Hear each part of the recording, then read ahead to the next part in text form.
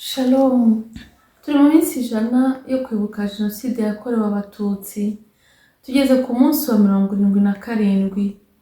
Ijambo tuzirikana uyu munsi ni iringiri: ubutumwa. Hari igihe umuntu yibaza ati nasigariye iki? Kuki ndiho? Mana, kuki wansize? Nasigariye kuruha, nasigariye guhangayika. Noneho umuntu yahura n'ibibazo bwo akavuga ati dore Imana yaransize ngo nduhire kuri iyi si, kuki nge ntagiye? Ariko hari impamvu, hari ubutumwa utararangiza. Aho ukwiye kwibaza ikibazo ngo ubutumwa bwanjye mbugeze he? Ese ubutumwa bwanjye ni ubuhe? Ese mburimo gute?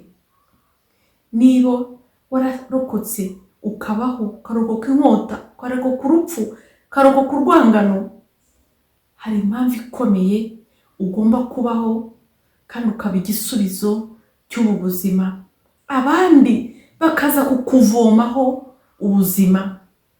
Ubutumwa bwawe rero ni ubuhe?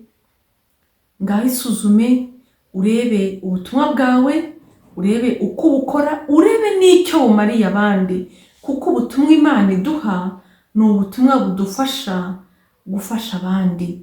Uramutse ubayeho ari we wenyine wimenya ukigarukiraho, waba ugowe. Ahubwo kingura ubuzima bwawe, kingura umutima wawe, abandi bakubonereho umugisha. Nyagasani akumurikire kandi umugisha we uguhoreho, urakabaho.